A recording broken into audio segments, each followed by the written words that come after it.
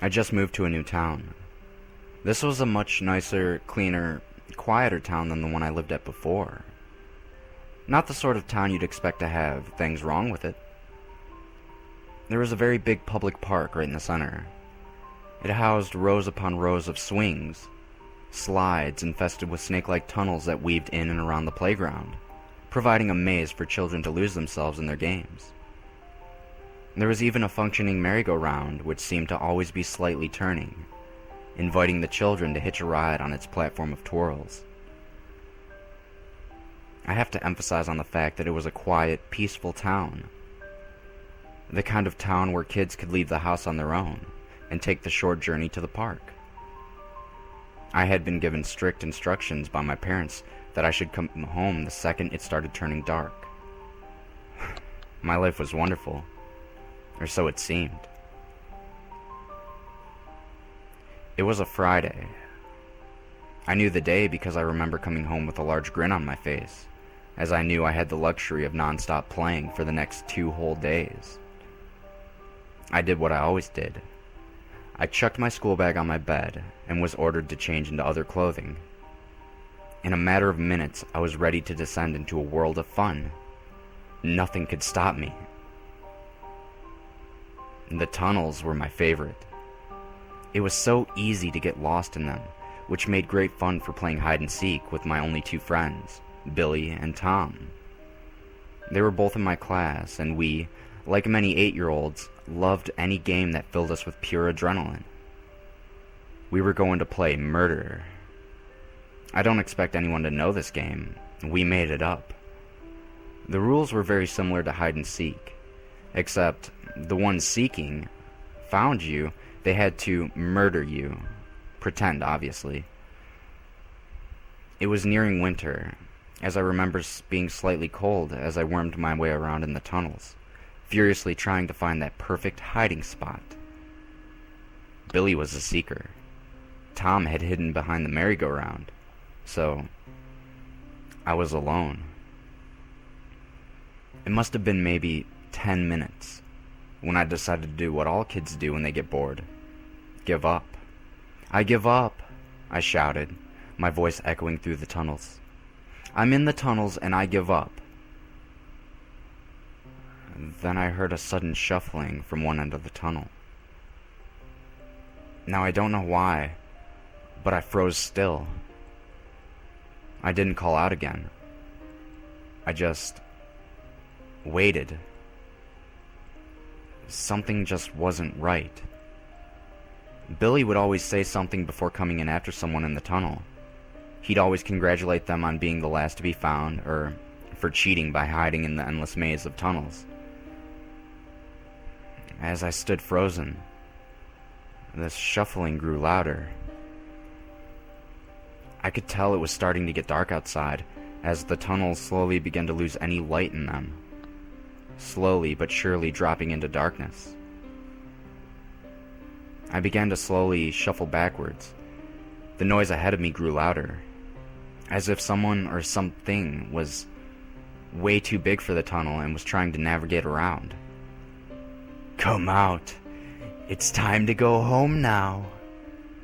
A very creepy voice echoed through the tunnels. It sounded like when a grown man talks to small children, talking slightly higher pitched. This was definitely wrong. I probably would have come out if the voice was outside. But it wasn't. It came from inside the tunnels. Why wouldn't an adult crawl inside the tunnels?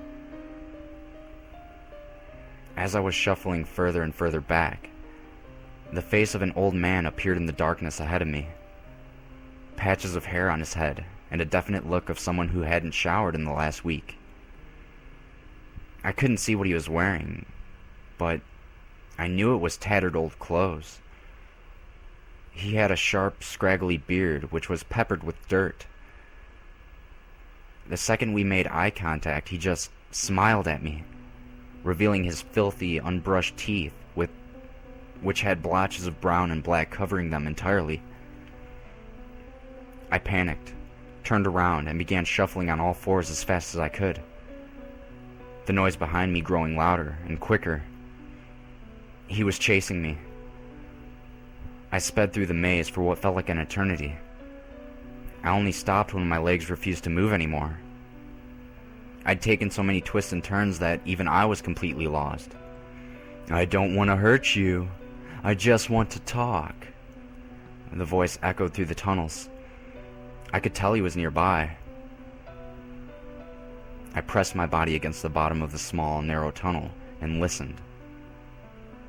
He continued to make soft cooing noises, begging me to come out and present myself to him. I laid in that tunnel for hours. Even after I heard him curse to himself and angrily force his way out of the tunnel, I continued to wait. Thoughts began to race in my mind of me coming out of the tunnel, only to be met by that same smile that once greeted me. In the darkness of the tunnel, I could make out blue flashing lights on the outside. I heard frantic voices calling 3 names repeatedly. "Billy! Tom! Michael!"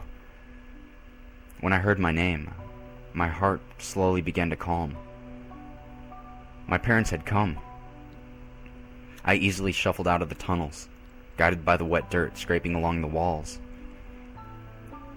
the way the man must have gone. Outside, I was greeted by several police cars, with their lights flashing. And there were groups of adults with concerned looks on their faces. I recognized 2 of them. My parents. "Mom! Dad!"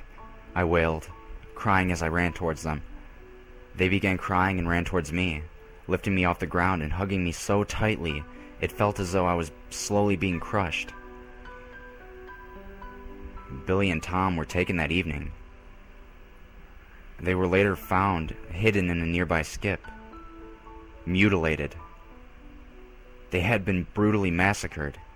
Their skulls had been caved in with a large iron bar, and their bodies had deep cuts everywhere.